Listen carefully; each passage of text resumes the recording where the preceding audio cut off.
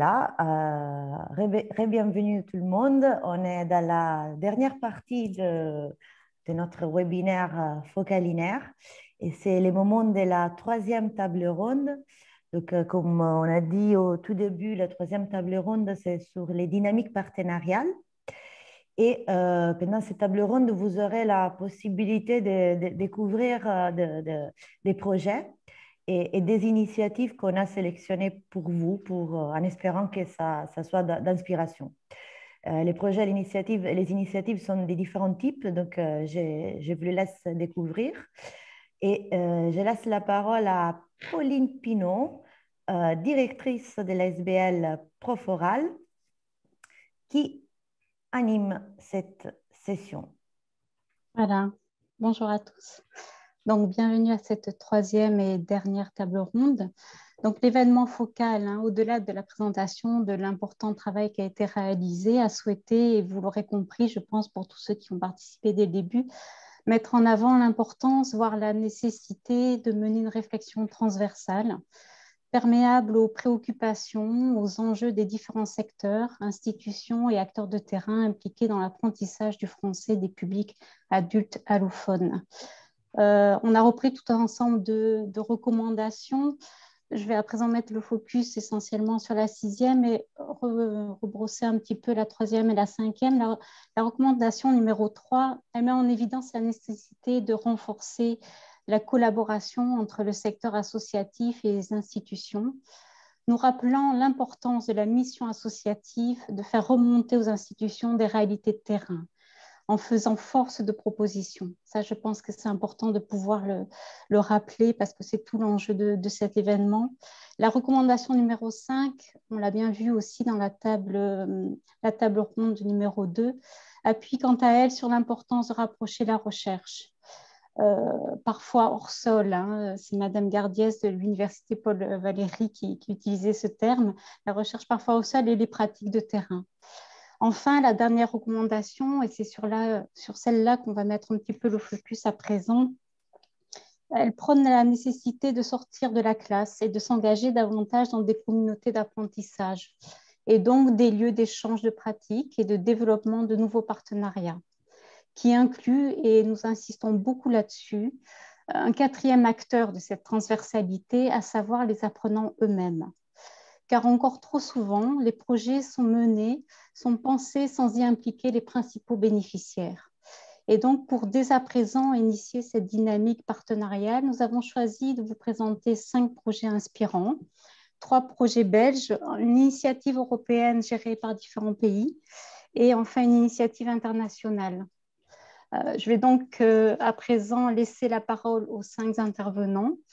Vous pouvez évidemment poser vos questions sur le chat pendant les présentations. En tout cas, nous allons enchaîner les 5 présentations à l'issue desquelles vous aurez droit à effectivement un échange de questions-réponses. Mais on va d'abord laisser passer les 5 présentations. Et donc, je vais vous présenter rapidement les 5 intervenants. Donc, nous aurons d'abord Christophe Vivario, du bureau d'accueil pour primo-arrivants VIA à Bruxelles, parcours d'accueil dont on a pas mal parlé cet après-midi et qui va surtout présenter le projet CAMIM. C'est un acronyme pour Co-créons un meilleur accueil et une meilleure intégration des migrants à Bruxelles. Après, nous passerons la parole à Marianne Tinan de l'ASBL Calif, également en Belgique, qui se situe dans la région de Liège, pour une présentation des dynamiques partenariales au sein de l'ASBL Calif sur le territoire liégeois.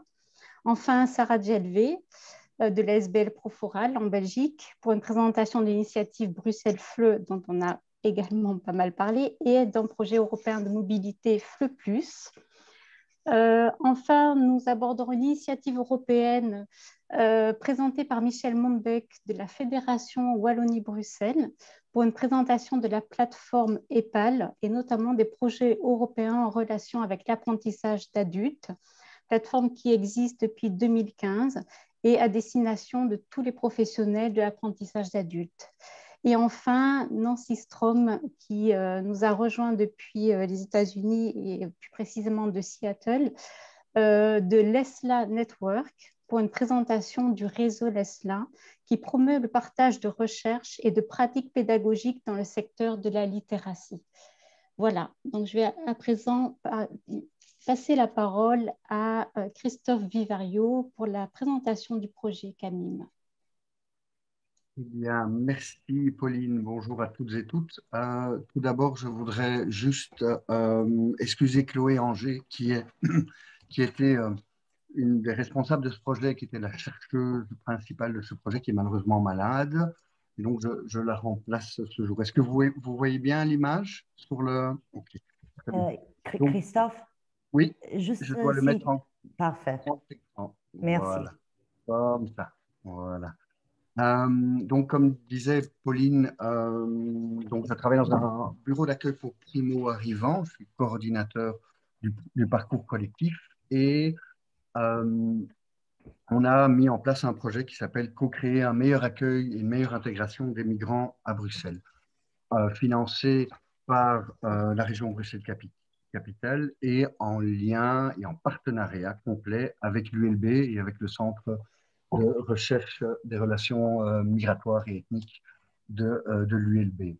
Alors, on est parti du constat en fait que le décret qui régit l'accueil des primo-arrivants, donc le parcours d'accueil des primo-arrivants à Bruxelles, était à la fois très intéressant, il était homogène, mais il était linéaire dans un premier temps, et aussi il partait très peu des besoins identifiés par les primo-arrivants. Même s'il y avait déjà il y a des besoins qui avaient été identifiés, la prise de parole et l'expression des primo-arrivants, de leurs besoins et autres, n'a pas été à la priorité, ce qui est tout à fait normal et entendable, de ceux qui ont mis en place ce décret.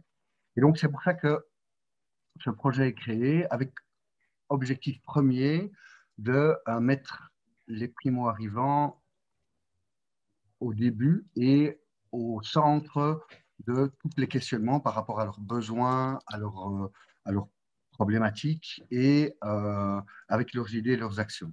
C'est aussi améliorer leur accueil et la résilience à Bruxelles et pouvoir développer des activités complémentaires qui tiennent compte à la fois de la particularité de chacun, parce que souvent dans les bureaux d'accueil, on se rend compte qu'il y a des besoins mais que le décret ne peut pas remplir.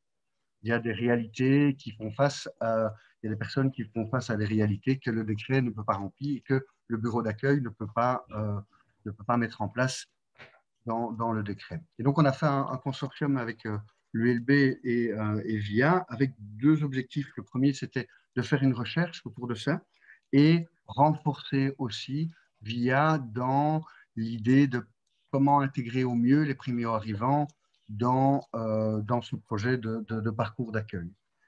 Et pour ce faire, on a effectué une dizaine d'ateliers, dans un premier temps participatifs, où il y a 80 primo-arrivants qui ont suivi le parcours d'accueil, qui sont venus pour des séances de 3 à 4 heures autour de questions du style « Tiens, mais qu'est-ce qui vous a manqué dans le parcours? Qu'est-ce que vous auriez voulu voir? Quelles ont été les difficultés que vous avez rencontrées? Quels sont les problèmes? Etc. etc. » De ces rencontres avec des idées de mise en projet aussi, de propositions de projet. Il y a 52 idées qui sont revenues. De ces 52 idées retenues, ensemble avec les primo-arrivants, on en a choisi 3 et on a mis en place 3 projets qu'on a appelé en fait le parcours de vie qui est en parallèle, entre un parallèle qui suit, comme vous pouvez voir sur l'image, le parcours d'accueil classique des primo-arrivants. Et donc, ce parcours de vie comprend 3 activités. La première, c'est une cellule de bénévolat. Donc, l'idée, en fait, principale des primo-arrivants, ils disent, mais tiens, nous, on reçoit énormément ici, mais on a envie de participer, mais on ne sait pas comment le faire. Et donc, l'idée de s'engager comme bénévole au sein d'associations, donc il y a vraiment 2 personnes chez nous qui ont contacté des associations, qui recevaient des primo-arrivants, qui étudiaient avec eux ce qu'ils avaient envie de faire par rapport à leurs envies. On cherchait des associations pour lesquelles ils puissent s'engager.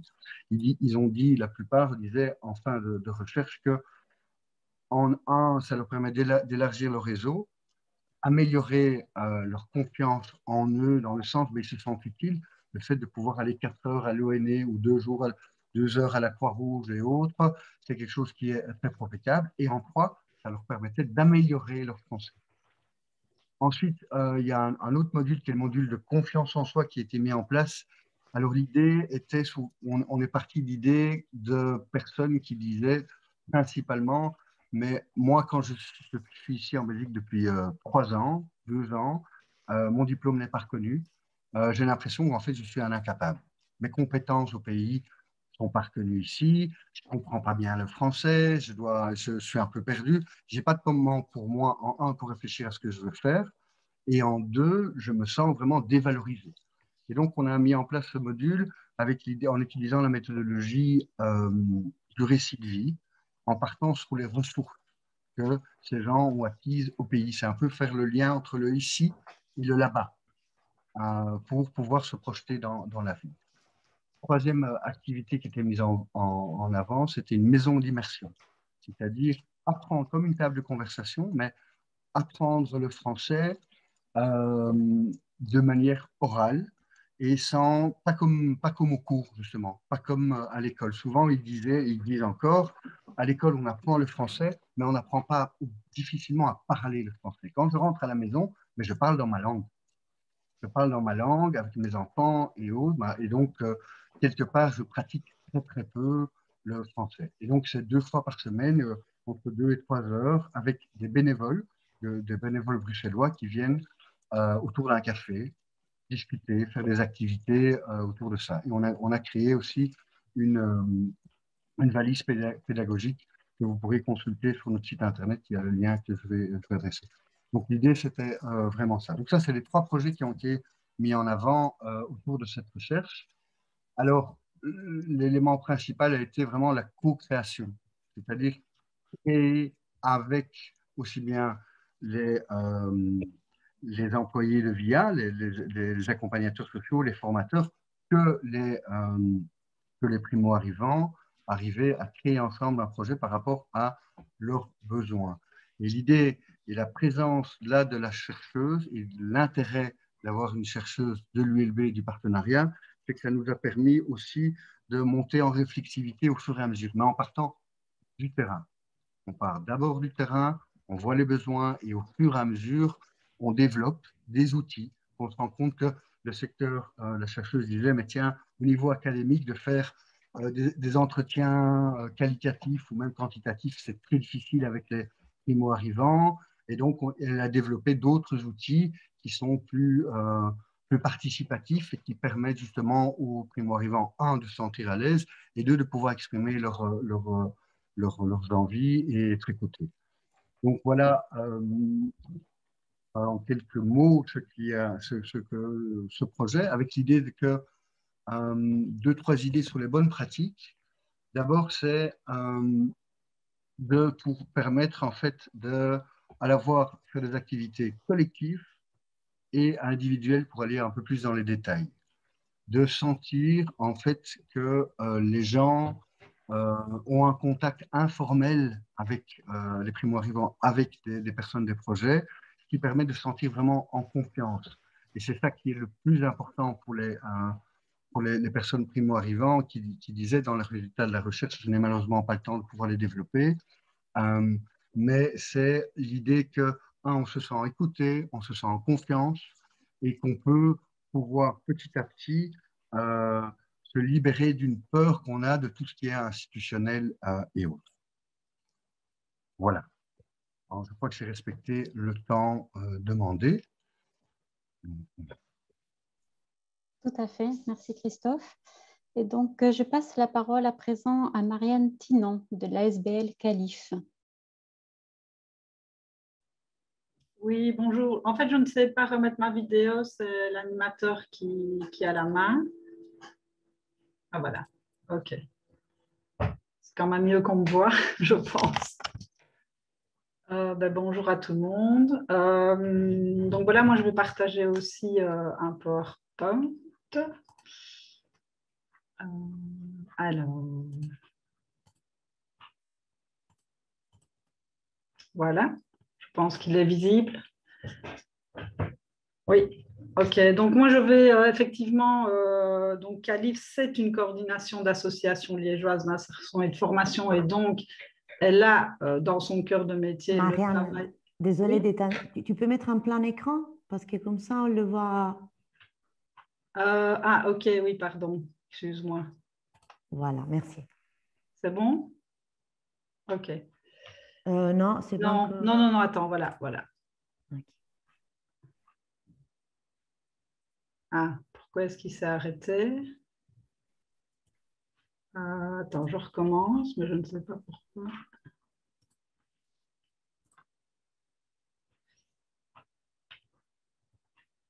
Voilà, normalement, ça devrait aller. Non, il ne se met pas en plein écran.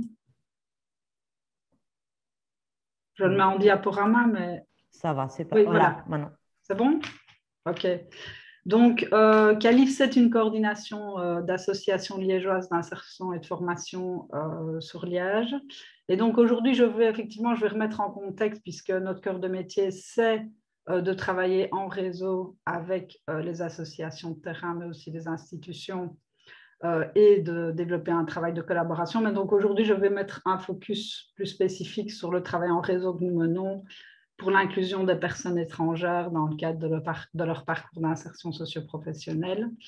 Donc voilà, petite mise en contexte. CALIF, c'est vraiment composé de 5-6 membres effectifs. Et dans les membres, bon, ici il y a des acronymes, mais pour faire court, en fait, ce sont toutes des associations qui ont en commun de travailler l'orientation, la formation, l'intégration et l'insertion socio-professionnelle des publics dits éloignés de l'emploi, avec des gros guillemets, mais en tout cas qui travaillent à cette fin-là. Et donc, ça peut être des centres d'insertion socio-professionnelle, des entreprises de formation par le travail, des régies de quartier, des services d'insertion sociale, des services de CPS, des initiatives locales d'intégration. Bon, ça vous montre un peu la diversité des membres de CALIF, plus des membres partenaires tels que le Forem, le Centre régional d'intégration de Liège, donc le CRIPEL, et 2 ou 3 autres membres partenaires. Alors, c'est ça que je vous disais, c'est important de montrer que notre travail s'inscrit vraiment dans notre mission. Et donc, j'ai souligné ici en rouge les 2 aspects qui me paraissaient vraiment intéressants pour la table ronde ici. Donc, on a vraiment dans notre mission et nos activités d'encourager et le support à toute forme de mutualisation socio-pédagogique entre les membres de CALIF, et la création et consolidation de synergies entre ses membres et ou avec divers services partenariaux. Donc, c'est là-dedans vraiment qu'on travaille. Alors, je mets un petit focus sur ce travail en réseau pour l'inclusion des personnes étrangères. Il est né en fait en 2015, qu'on a appelé à l'époque articulation entre les filières français et les filières métiers. Je ne vais pas trop m'étendre sur les constats, mais en tout cas, notre façon de travailler, c'est vraiment toujours au départ des constats des acteurs de terrain, donc des associations et des bénéficiaires qui y sont. Donc, je ne vais pas rentrer dans le contenu, je vais plutôt rentrer dans le processus. À partir de là, on a réuni une série d'opérateurs, donc à travers un groupe de travail, des acteurs de terrain, donc, qui travaillent directement avec les bénéficiaires, mais aussi institutionnels, comme je le disais, pour travailler autour de cette question qui était, à ce moment-là, ce qui apparaissait vraiment crucial, c'était que les personnes qui finissaient leur formation en français, en tout cas une partie des personnes, étaient souvent après bloquées dans leur parcours lorsqu'elles voulaient apprendre un métier dans les filières professionnalisantes notamment. Elles étaient souvent refoulées à l'entrée. Et donc, il y avait différents autres constats. Et donc, on a voulu vraiment travailler ensemble sur cette question-là. Ça a donné lieu à diverses actions et productions. Donc, tout est détaillé sur CALIF, mais je ne vais pas m'étendre là-dessus. Dans les actions et les productions, ce qui est peut-être intéressant de dire, et c'est toujours en réseau, c'est qu'on a expérimenté. Donc, on a fait des projets pilotes ensemble. On a créé des moments de rencontre entre les opérateurs et les acteurs institutionnels. On est arrivé à aussi produire des ressources pédagogiques qui étaient utiles aux acteurs de terrain, etc. Donc, ça montre un peu la diversité de ce qu'on déploie. En lien avec cette question-là, on a été sollicité par le Forum pour justement, avec l'expertise qu'on avait acquise et la problématique qu'on traitait en réseau, à participer à un projet européen qui s'appelle MoveU, donc Migration orientée vers l'emploi, qui, lui, voulait traiter finalement des mêmes constats que ce qu'on avait, nous, développé depuis 2015. Donc, ils nous ont invités à rejoindre ce projet, justement, de nouveau, pour mutualiser les forces et pour pouvoir après, et en tout cas, et de façon concomitante, pouvoir être toujours bien en lien avec les réponses aux besoins du terrain. C'est un peu pour donner le calendrier. Puis en 2019-2020, on s'est plus concentré finalement à diffuser et disséminer un peu tout le travail que l'on avait mené dans les années précédentes, que ce soit en groupe de travail Calif et dans le cadre du projet européen. Et puis alors en 2021, finalement, on est arrivé un peu à un moment charnière où, pas le bout du tunnel, mais où on a refait un peu le point sur tout ce qu'on avait développé. Et donc ici, on repart vraiment de façon même peut-être plus large en réseau et à travailler sur les pratiques en ISP pour l'inclusion des personnes étrangères. Et la modalité, c'est vraiment la mise en réseau des acteurs de l'insertion pour y parvenir.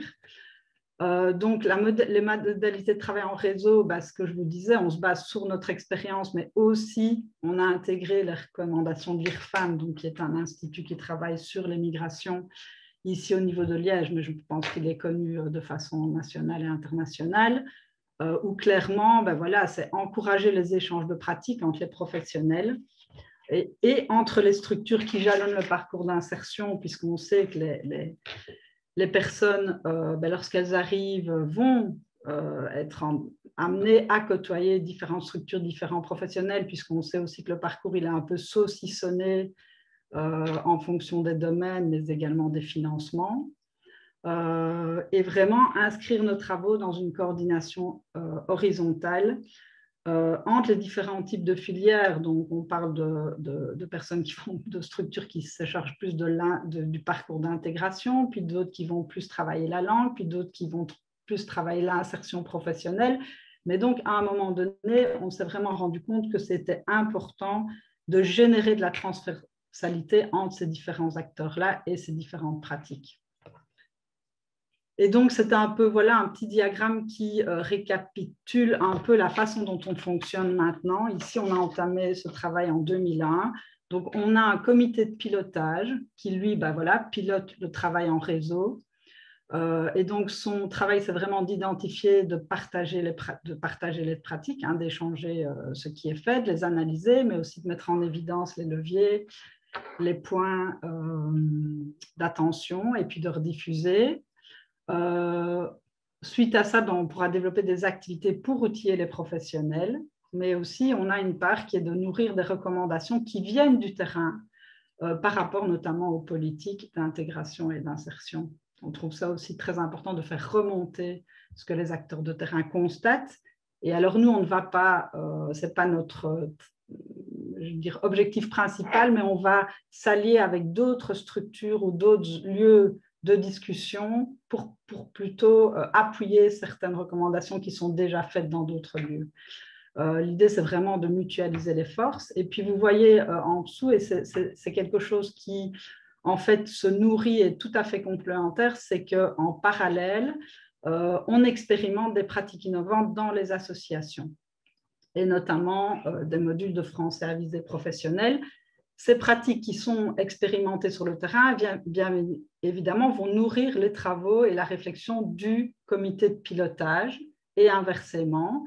Et on sera certainement aussi amené peut-être à développer des ressources et des outils pédagogiques pour pouvoir outiller les professionnels et appuyer le développement de ces pratiques innovantes. Donc, c'est une sorte de, voilà, c'est tridimensionnel, mais en tout cas, c'est tout à fait lié et articulé entre elles. Alors, pour faire vite, hein, le comité de pilotage, voilà, pour avoir une idée, c'est 7 opérateurs de l'insertion et de l'intégration qui représentent un peu ce que je vous disais, les différentes filières d'apprentissage, mais aussi les différentes formes. Une travailleuse du CRIPEL, donc c'est le Centre régional d'intégration de Liège, un chargé du service des relations aux opérateurs du Forum aussi, qui est dans notre comité de pilotage, et la gestionnaire et coordinatrice de projet à Calif, qui est moi, en l'occurrence ici, où on s'est donc donné 2 grands axes de travail que je viens de vous citer. Je les ai remis ici dans la dia. Pour expérimenter les pratiques, donc c'est ce que je vous disais, là, ça ne vient pas de nulle part non plus, c'est une pratique qu'on estime innovante, qui est issue justement du projet européen auquel on a pu participer, qui est aussi parenté avec RecTech et d'autres projets développés en France, notamment surtout avec la démarche carte de compétences graduées mis en place notamment par Mariella de Ferrari. Et donc, on se base sur cette méthodologie-là.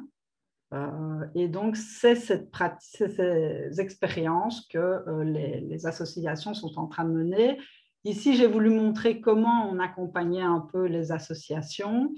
Donc, de nouveau, on n'est pas tout seul. On le fait en collaboration avec le terrain. C'est vraiment important. Et également, on est en train de rassembler. On a déjà des experts qui peuvent aussi venir appuyer à certains moments notre démarche. Donc, dans les étapes, il y a une formation des professionnels à la démarche et puis un soutien pour préparer l'expérimentation. Puis, on espère qu'il pourrait y avoir un suivi des expérimentations.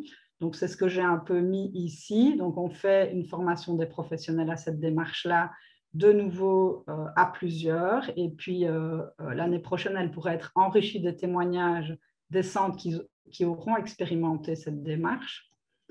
Le soutien, en fait, pour que les centres puissent expérimenter, on organise en fait des espaces d'échange entre pairs. Donc, les structures qui ont décidé d'expérimenter se voient régulièrement. Donc, ici, ce qu'on a prévu, c'était 4 demi-journées ici. C'est vraiment expérimental entre mars et mai, avec 5 centres au départ. Alors, une des conditions, c'est d'avoir participé et d'être au fait de cette méthodologie-là, évidemment. Et en fait, on organise des temps d'échange entre pairs et moi, j'anime ces échanges et en même temps, je suis soutenue méthodologiquement donc par Mariella de Ferrari en support de ces différents échanges. Et donc, les gens avancent dans la mise en œuvre de leur expérimentation et peuvent partager ce qu'ils font, ce qui pose encore question, ce qui est plus compliqué, ce qui est facilitant, etc. Et puis, dans la phase expérimentation, l'idée, c'est vraiment que ça puisse être aussi ramené en comité de pilotage pour pouvoir analyser ça ensemble et voir en quoi c'est soutenant et pertinent et qu'est-ce qui fait force aussi, qu'est-ce qui peut aider les associations à pouvoir avancer et capitaliser tous ces éléments, évidemment, pour renforcer les accompagnements et nourrir les pratiques. Donc, c'est un peu... voilà les modalités de travail en collaboration en partenariat que j'ai ici. OK. Voilà. J'essaie de faire un tour rapide. Et je vous remercie de votre attention. L'exercice n'est pas facile, oui, on est bien conscient. Merci beaucoup, en tout cas, Byron Tilnan. En tout cas, n'hésitez pas dans le chat à poser vos questions, sachant qu'elles seront reprises par après par Jonathan. Et je passe tout de suite la parole à Sarah Djelvé, qui va mettre une autre casquette pendant 8 minutes. Merci Pauline. Je vais aussi partager mon écran. Voilà, j'espère que tout le monde voit. OK. Donc, je profite de cette occasion pour un peu vous montrer quelles sont les dynamiques partenariales de Bruxelles FLE et de Proforal, de l'SBL Proforal dans laquelle on travaille, pour vous montrer un peu aussi comment on a changé, comment on a grandi et comment on a appris à mener de nouvelles collaborations. Donc ici, parmi les organisateurs, vous verrez que certains ont mis Proforal et certains d'autres Bruxelles FLE. Et bien, on est tous des collègues, on travaille tous ensemble. Et l'SBL Proforal, c'est une association qui est née au début des années 90 et qui est active depuis dans les secteurs de l'insertion socio-professionnelle. mais anime aussi une offre de formation en cohésion sociale. Et c'est dans ces cadres-là qu'à peu près 20 ans après la naissance de l'SBL Proforal, l'initiative Bruxelles-FLE a été lancée. Bruxelles-FLE est né vraiment comme une initiative voulue du terrain, du réseau associatif régional. Donc ici, on parle de la région de Bruxelles-Capitale, pour répondre aux besoins d'avoir un service d'appui pédagogique en FLE. Donc ça, c'est quelque chose qui existait déjà à Bruxelles dans l'Alpha, mais pas dans les FLE. Et donc, voilà, là, vous voyez des flèches que dès Proforal, l'initiative Bruxelles FLE est née, mais c'est vrai qu'il y a un retour vers Proforal parce que tout ce qu'on fait, nous, on les fait au service du réseau associatif régional, donc environ 76 structures au 76 pour les Français. Ici, voilà, ici, probablement, ça ne se voit pas très bien, mais si vous allez dans notre site, vous avez un peu une idée. En fait, on a fait une cartographie de tout ce qu'est l'offre à région de Bruxelles capitale. N'empêche que pour avoir une vision d'ensemble de ce qui est disponible. Je vous invite vraiment à aller sur notre site pour l'avoir en version plus dynamique. Et dans ces cadres-là, quels sont les axes de travail de Bruxelles FLE? Donc, l'axe principal, c'est l'appui pédagogique. Et c'est pour ça qu'on anime une série de groupes de travail, de formations continues et d'accompagnement pédagogique. Tout est gratuit et tout est au service du réseau régional. Mais ce n'est pas que ça. Je veux dire, à partir de ça, on a développé un peu un axe de recherche qui rassemble au moins à ce que nous, on appelle de la recherche, c'est la production des ressources pédagogiques. Et on anime aussi un certificat didactique du FLE en partenariat avec l'Université catholique de Louvain et l'UCL et les CBI. Et c'est une formation continue de 18 mois grâce à laquelle on forme environ 16 formateurs ou formatrices par an. Et le cœur de notre projet, c'est cette plateforme bruxellesfle.be que vous avez probablement connue pour vous inscrire au webinaire, dans laquelle on rassemble un peu tout ce qu'on produit, tout ce qu'on fait. Donc ici, vous avez quelques screenshots du site. Vous avez des ressources pédagogiques qui sont vraiment contextualisées pour la réalité belge, des offres d'emploi, mais aussi notre agenda, tous nos services à niveau de formation des formateurs, une partie qui est à l'actualité. Ici, je ne l'ai pas mis, mais on est aussi très active sur les réseaux sociaux, notamment Facebook et LinkedIn. Mais il y a aussi une page qui s'appelle le FLE et l'Europe, où on met avant nos projets européens, notamment, et nos activités à niveau européen. Parmi ces projets, il y a Focal, bien sûr, mais il y a aussi FLE+. Alors, c'est intéressant de penser aller en Europe pour un projet de mobilité européenne. Qu'est-ce qu'on va faire? Alors, l'idée, c'est vraiment de permettre aux intervenants de l'accueil et de la formation des migrants à Bruxelles de se former à l'étranger. Et pour se former, on a pensé à des formations, bien sûr, des formations structurées, mais aussi des observations sur les lieux de travail. Donc, avec l'idée de se dire, ah bon, en Espagne, on ne fait pas du FLE, on fera de l'espagnol, langue étrangère, mais on peut toujours apprendre à partir des méthodologies, des postures que les autres formateurs ont dans leur pays respectif. Et comment en se mettant à la place des apprenants. Donc, l'idée, c'est vraiment d'observer ces pratiques comme si on était des apprenants. Donc, on appelait ça la leçon zéro. C'est déjà une pratique qu'on a mis en place sur Bruxelles.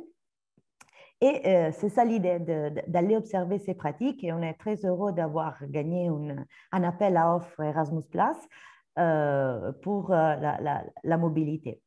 Et la chose sur laquelle je voulais insister, c'est, vous voyez, c'est un travail en partenariat, parce que le plus c'est coordonné par Proforal, mais avec 6 partenaires belges, bruxellois.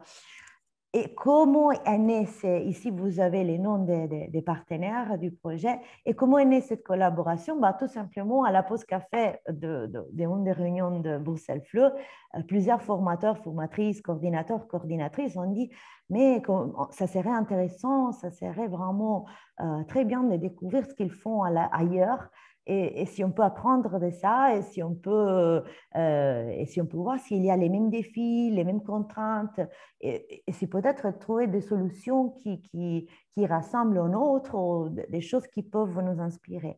Et c'est à partir de là vraiment qu'on a monté les projets FLE+, avec cette idée, ici vous avez les objectifs sur ces diapos du projet, et sont vraiment très cohérents avec la journée qu'on est en train d'avoir aujourd'hui, et aussi avec les projets focaux.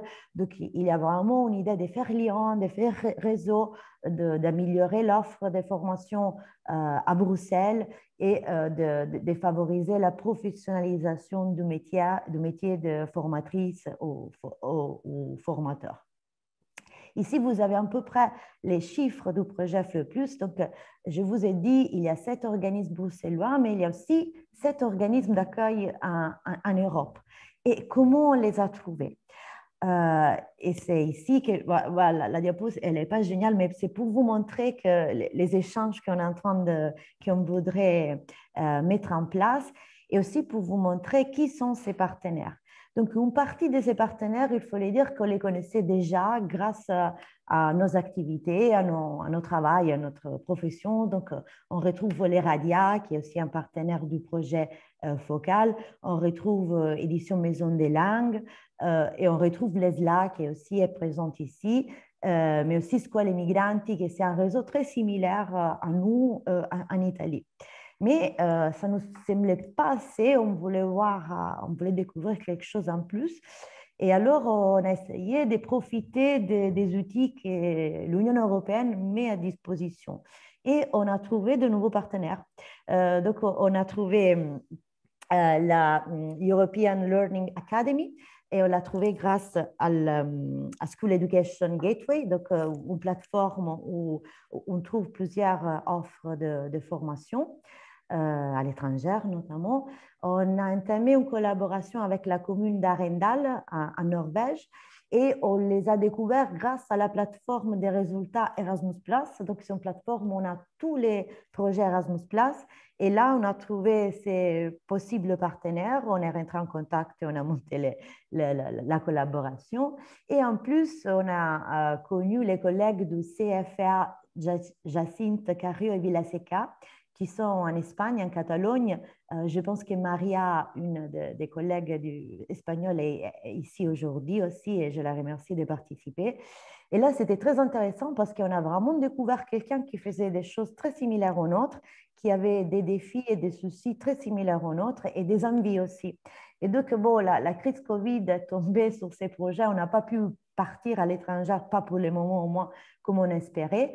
Mais on s'est retrouvés avec Maria et ses collègues, et c'était vraiment génial d'animer des ateliers à distance entre les partenaires belges et les partenaires espagnols, et vraiment c'est rencontrer, connaître et découvrir voilà, que les travaux, ça ressemble beaucoup, et les soucis aussi, les objectifs sont très similaires ici en Belgique et en Catalogne et en Espagne. Et je signale juste que Marie et ses collègues, on les a découverts grâce à la plateforme EPAL, qui sera présentée après cette petite intervention par Michel Monbec. Ma présentation est finie. Merci. Et voilà, la transition donc est faite par Sarah. On va continuer donc à élargir le focus sur les initiatives européennes et au-delà pour encore 2 autres présentations. Et donc, je laisse la parole à Michel Monbec de la Fédération Wallonie-Bruxelles, justement pour la présentation de la plateforme EPAL. Oui, bonjour. Bonjour à tous. Est-ce que vous voyez mon écran? Oui, il faut juste le mettre en plein écran. Voilà. Voilà, c'est ça. Donc, bonjour à tous. Ben oui, la transition est très facile, d'autant plus que depuis le début de l'après-midi, on a entendu parler d'outils, de collaboration, d'échanges de pratiques, de projets européens. Et en fait, la plateforme EPAL regroupe tout ça. Et donc, je vais simplement vous présenter quelques éléments aujourd'hui. Je vais mettre le focus sur quelques fonctionnalités, mais je vous invite bien sûr à aller voir tout ce qui se passe. Son utilisation est très intuitive. Alors, peut-être que vous connaissez déjà la plateforme EPAL dans son ancienne version. Elle a été mise à neuf, elle a été relookée et rendue beaucoup plus facile d'utilisation et intuitive. Alors, ici, quelles sont les principales utilisations d'EPAL? Vous les voyez ici. C'est partager ses pratiques et ses expériences, c'est échanger, c'est trouver de l'information, mais également rechercher des partenaires pour lancer des projets dans le cadre du programme Erasmus+, mais également de lancer et de trouver des partenaires pour des projets informels également. Alors, quand vous allez sur le site, vous allez pouvoir déjà avoir accès à pas mal de fonctionnalités sans vous connecter. L'inscription est gratuite. Cela prend 2 minutes pour vous inscrire, mais sans vous connecter, vous pouvez déjà avoir accès à toutes les fonctionnalités consultatives. Vous pouvez aller voir les différentes ressources, les actualités, les événements qui sont programmés avec cette dimension européenne. Une fois que vous vous connectez, vous aurez également accès à tout ce qui est interaction au niveau de la plateforme. Et c'est ça qui fait que EPAL est différente d'autres sites de centres de ressources que vous allez trouver. Il y a à la fois cette dimension européenne, mais également cette possibilité d'interagir, de trouver des partenaires, de participer à des discussions en ligne, de créer des blogs, de créer des communautés de pratique où vous allez pouvoir échanger et discuter avec vos homologues européens, échanger des outils pédagogiques et trouver des partenaires et ce genre de choses. Alors, je vous ai mis ici la différence pour vous montrer, en fait, tout va fonctionner au niveau de la navigation sur l'onglet où vous voyez EPAL, contribuer, collaborer, formez-vous. Chaque fois que vous allez cliquer sur un des onglets, vous allez avoir les différentes possibilités qui s'offrent à vous. Alors, quand vous n'êtes pas connecté, vous voyez la différence entre l'écran où on n'est pas connecté et l'écran où on est connecté. On a à ce moment-là accès à ces espaces collaboratifs, à ces communautés de pratique et à ces groupes. Moi, je suis dans le groupe NSS et le groupe de coordinateurs nationaux. Donc, vous avez 2 possibilités en vous connectant ou en ne vous connectant pas. Mais alors, ce qui est intéressant ici au niveau de l'interactivité, vous voyez qu'il y a un espace Erasmus+, et ça c'est une nouveauté de la plateforme EPAL de cette année et qui va être lancée ce mois-ci et le mois prochain et qui va se développer au fur et à mesure de l'évolution de la plateforme. Sur cet espace Erasmus+, vous aurez la possibilité à la fois en vous connectant avec recherche de partenaires et organisation, d'introduire votre organisation, de rechercher des partenaires européens, mais pour l'élaboration de votre projet Erasmus+, vous allez découvrir, c'est comme la plateforme des résultats Erasmus+, vous allez pouvoir vous inspirer de projets existants et tout au long du déroulement de votre projet, vous allez pouvoir créer un espace privé où tous les partenaires pourront se retrouver pour échanger les documents, échanger au fur et à mesure de l'élaboration du projet.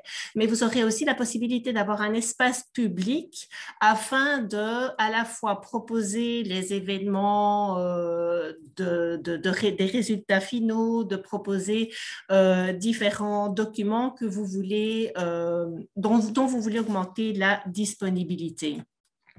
Alors ici, je vous ai simplement pris 2 captures d'écran pour vous montrer que justement, Pour trouver des partenaires, vous avez l'onglet « Organisation » où vous pouvez ajouter votre organisation en signalant simplement soit que vous êtes disposé à être partenaire pour un projet, donc là, ce serait dans le cadre du programme Erasmus+, mais vous pouvez également simplement insérer votre organisation au sein d'EPAL afin d'être contacté pour même des projets informels. Donc, ce n'est pas parce que vous vous inscrivez sur EPAL en tant qu'organisation que directement vous allez être impliqué dans des projets européens. C'est vraiment laissé à votre choix.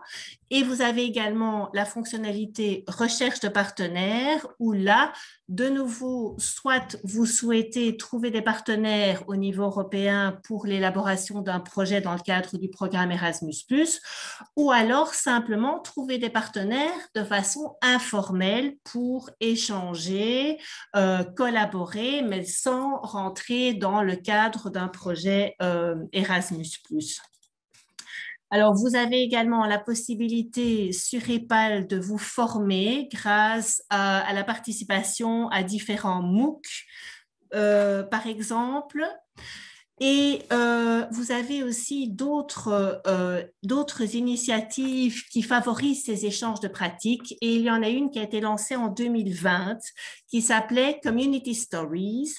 Et EPAL, en fait, suite à la pandémie et aux formateurs et enseignants qui se sont retrouvés face à la problématique de comment garder le contact avec les apprenants et comment utiliser ces outils numériques, l'idée a été de récolter des témoignages de personnes de terrain et de voir comment ils ont pu faire face, mais de façon très personnelle, à la pandémie et à l'utilisation des outils numériques. Et il y a eu un recueil qui est publié maintenant sur EPAL qui s'appelle EPAL Community Storybook 2020.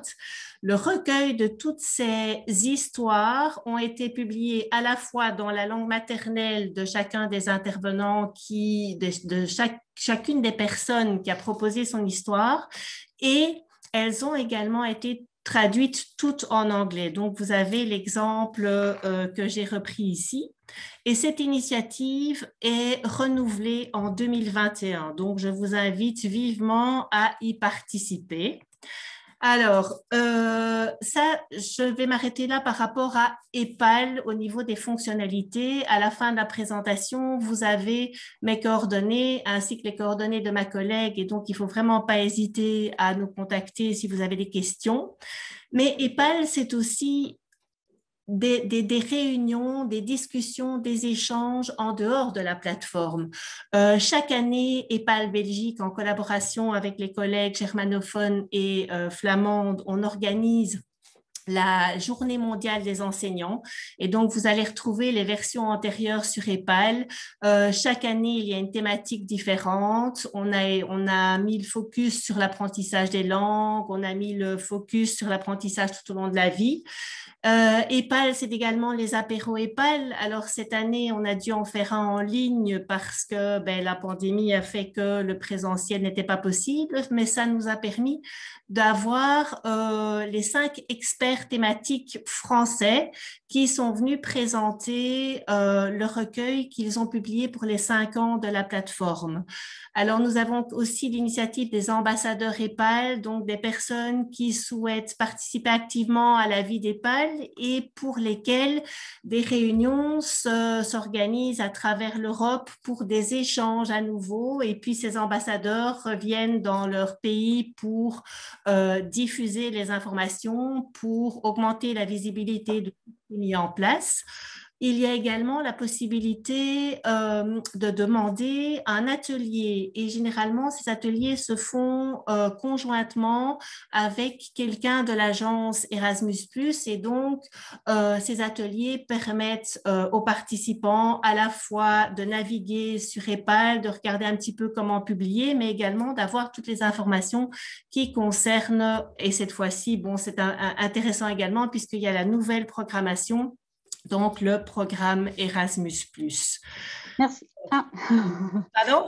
Je vais devoir vous couper un petit peu parce que le temps fini. s'écoule. Ah ben voilà, c'est super. Donc, on organise les journées de l'apprentissage des adultes en collaboration avec un autre projet européen et on organise une conférence commune avec EPAL France le 1er février 2022 en présentiel. Voilà. Et donc, vous avez toutes les possibilités qu'il y a moyen de faire sur EPAL avec nos contacts, mais je suppose que la présentation sera partagée. Tout à fait. Et donc, n'hésitez pas à revenir vers moi si vous avez des questions. Voilà, oui, je sais, j'ai Merci beaucoup, Michel. de résumer, mais voilà. Très bien. Voilà, juste le temps de la présentation à Nancy Strom qui nous a contactés depuis les États-Unis à Seattle et qui donc s'est levée à 4h30 du matin pour participer à ce webinaire et donc pouvoir lui laisser bien le temps de présenter donc, le réseau LESLA. Donc déjà, merci à elle pour sa participation et donc je lui passe la parole.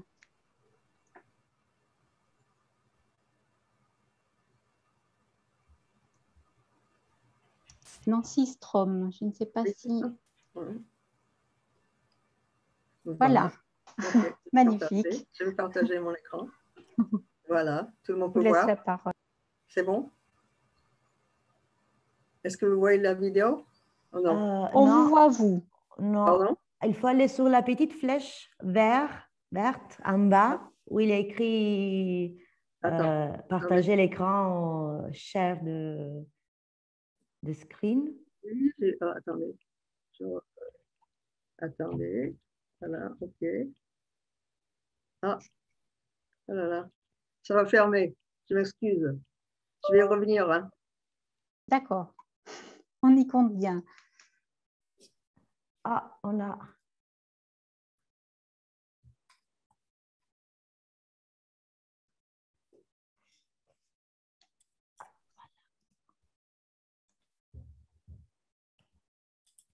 Myself. OK. OK. Attendez, parce qu'il faut que je cherche encore une fois mon truc. Voilà.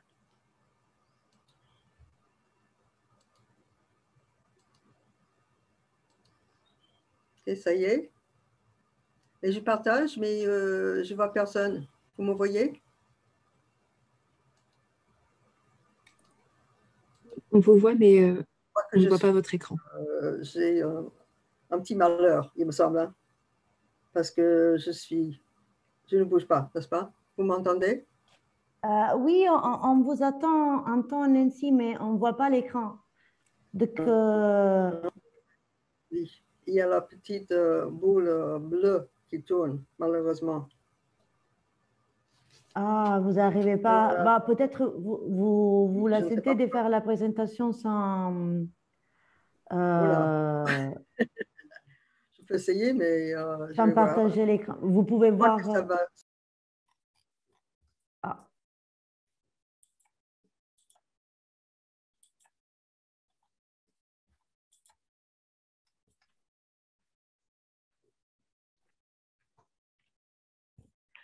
Donc, peut-être en attendant Nancy, je parle un moment du réseau LESLA.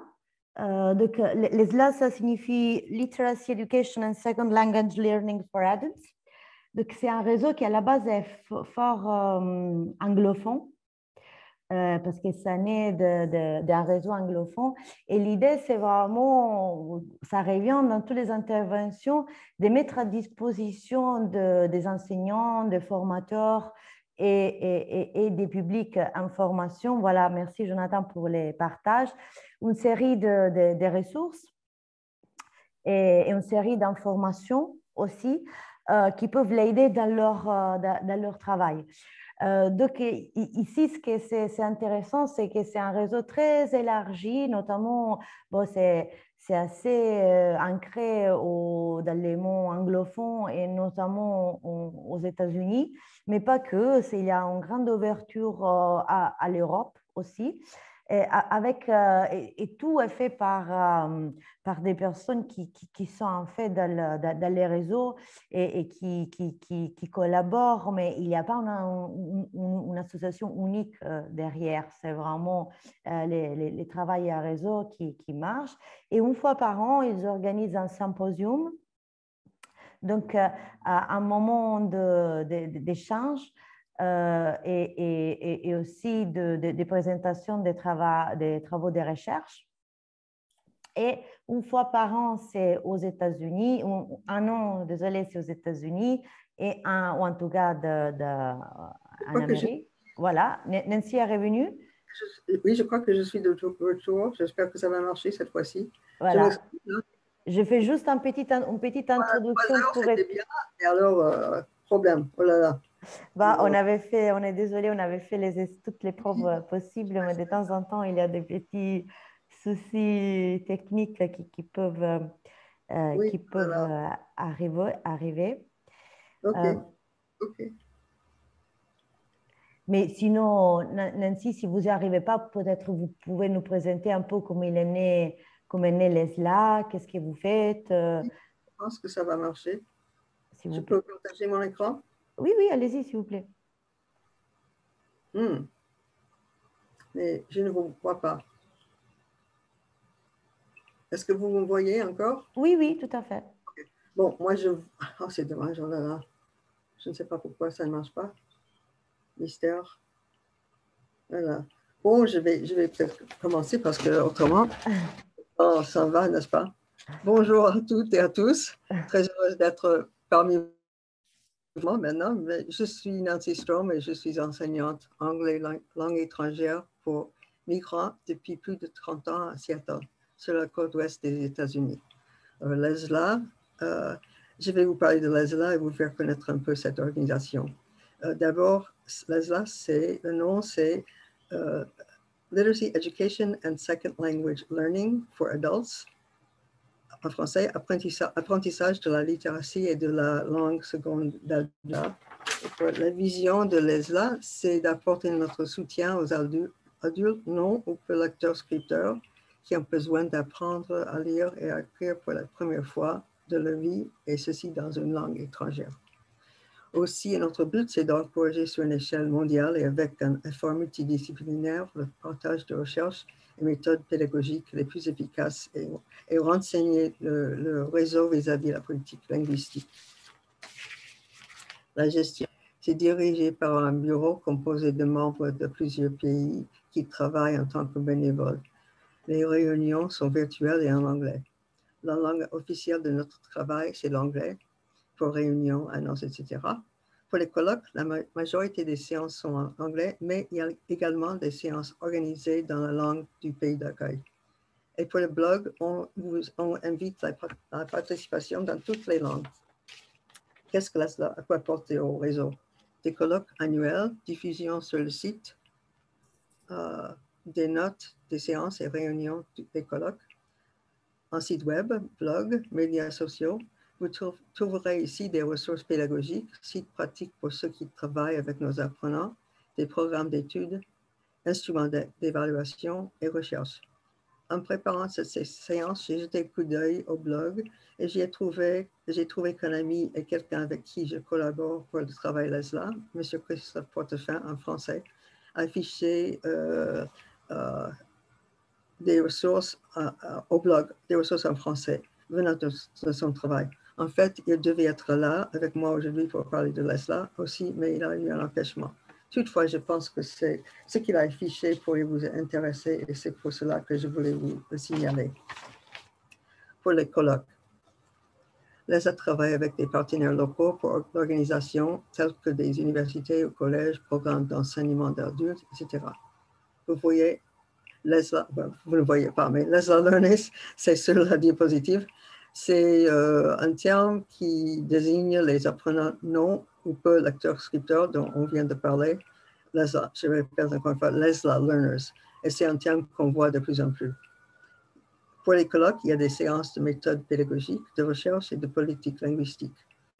Il y aura un colloque virtuel en août, le 11-12 août, et nous vous invitons à venir participer et nous rencontrer. Les colloques se passent chaque année en alternance entre un pays anglophone et un pays non anglophone. Ici, vous voyez, mais vous ne voyez pas la liste des pays d'accueil depuis 2005, mais il y a la Belgique parmi sur cette liste. Je cherche la liste en vitesse. Belgique, Canada, Angleterre, Finlande, Allemagne, Italie, etc., Pays-Bas. Mais donc, en Belgique, je précise que c'était en 2008. Et une idée ici, peut-être une collaboration pour un colloque en Belgique dans l'avenir. C'est quelque chose, on peut en discuter, n'est-ce pas? On peut être en contact pour ça. Et informal partnerships, des partenariats informels. Il y a Heritage Language Resource Hub and EU Speak. Heritage Language Resource Hub, c'est le centre de ressources de langue d'origine. Ce sont des ressources dans des centaines de langues, surtout des langues moins courantes et pour lesquelles c'est difficile pour nos apprenants d'avoir accès à la littérature. Il y a aussi des liens aux ressources digitales de lecture et des idées d'activité. Vous êtes toujours là? Oui. OK. Je me demandais. OK, merci. EU Speak, c'est une initiative qui a été d'un groupe à l'université à Newcastle, en Angleterre. Ce sont des cours en ligne développés par des recherches en pointe et basés sur une pédagogie innovatrice. Les cours sont disponibles dans 5 langues. Et vous noterez, mais vous ne pouvez pas noter, qu'il n'y a pas de français, hélas, mais ce n'est pas un choix voulu. C'est que nous avons besoin de vous, des professionnels francophones, pour développer et proposer un tel cours. Encore une idée de partenariat. EU Speak est aussi, les modules de EU Speak offrent aussi une opportunité très riche d'avoir un échange avec d'autres professionnels travaillant avec la même population d'apprenants. Et en vitesse, je regarde pour vous dire que les modules sont en anglais, finlandais, allemand, espagnol et turc. Donc, on a besoin de vous pour un cours en français, n'est-ce pas? Merci de votre attention et j'espère vivement que vous allez profiter des ressources offertes par et à travers l'ESLA et en plus que nous pourrions trouver des collaborations possibles et nous rencontrer en personne prochainement. Merci et je m'excuse des problèmes techniques. Désolée. Pas de souci, ça peut arriver. Merci en tout cas Nancy, les invitations sont prises. Je vais voir du côté de Jonathan, du côté du chat, s'il y a des questions, parce qu'effectivement, le temps file. Il y a encore un petit temps de conclusion par Elsa de FEI. Et on sera presque dans le timing annoncé, à savoir quasiment 17h20. Enfin, c'était entre 20 et 30, donc on y est presque. Peut-être des questions sur l'un ou l'autre projet, ou Jonathan? Non, il n'y a pas eu de questions, mais peut-être que Nancy veut préciser comment la contacter. J'ai une chose à dire. Peut-être que je peux envoyer mon PowerPoint. Parfait, super. D'accord. Okay. Oui, ça, on peut regarder après. Voilà. Et est-ce que dans le PowerPoint, il y a vos coordonnées si on souhaite échanger, envisager d'éventuels partenariats, visites, ce qui est possible de faire? Oui, il y a Lesla, c'est lesla.org. Sur le site internet directement? Oui. D'accord.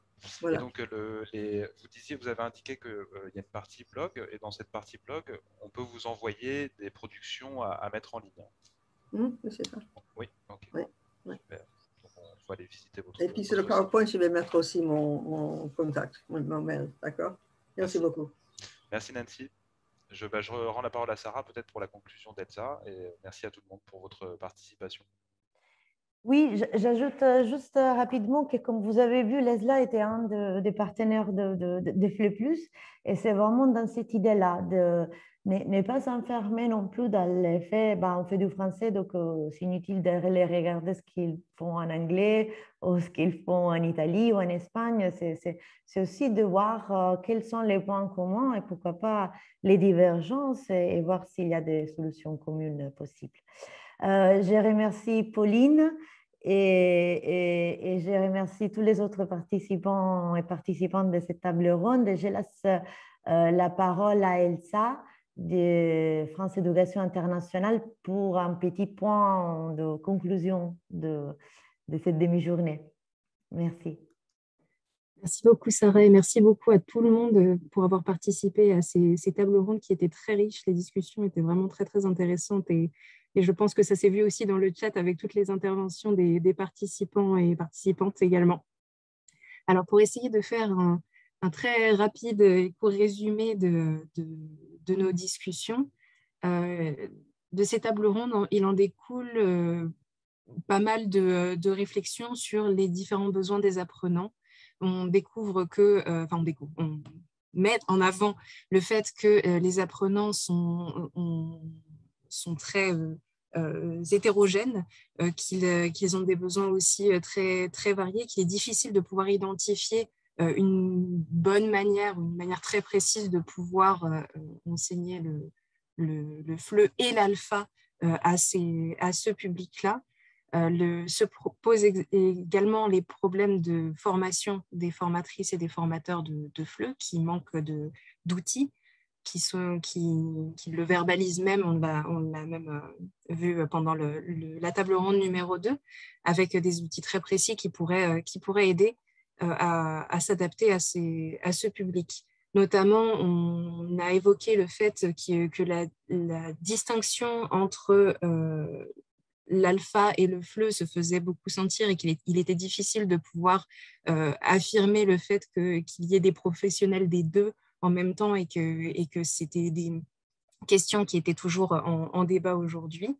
Et comme solution à ça, on évoquait la création de master alpha avec une spécialisation FLE ou alors de master FLE avec une spécialisation alpha pour essayer d'aller plus loin et de réellement pouvoir former des professionnels à ce public qui en a besoin. Et on a évoqué également la possibilité de, par exemple, essayer de développer des outils qui permettraient d'aider les formateurs, notamment on parlait de fiches qui reprendraient un détail des langues étrangères de leurs apprenants pour pouvoir essayer de les aider à créer eux-mêmes des outils pédagogiques qui seraient réellement adaptés à leurs apprenants. Et il y a eu pas mal d'initiatives qui ont été évoquées ici et qui étaient très intéressantes là-dessus. On montrait également qu'il y avait beaucoup d'initiatives assez isolées et qu'il était difficile de pouvoir affirmer que sa méthode était la meilleure parce que pour le moment, on n'a pas encore assez développé d'outils et de regards croisés pour pouvoir être à l'aise, en tout cas, dans l'enseignement du français langue étrangère à un public adulte non lecteur, non scripteur. Et que une des ouvertures à cela serait le développement des dynamiques partenariales, comme on a pu le voir avec cette dernière table ronde. L'objectif étant d'essayer de partager au mieux ces productions, d'essayer de communiquer au mieux, et c'est tout à fait l'objectif aussi de cet événement aujourd'hui, de pouvoir faire se rencontrer des professionnels du milieu, de discuter, ne serait-ce que de pouvoir énoncer ses besoins.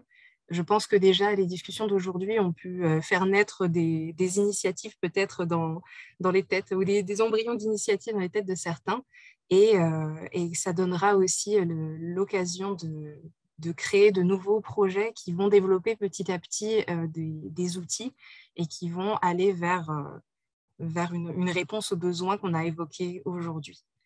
Voilà, en très, très, très synthétique.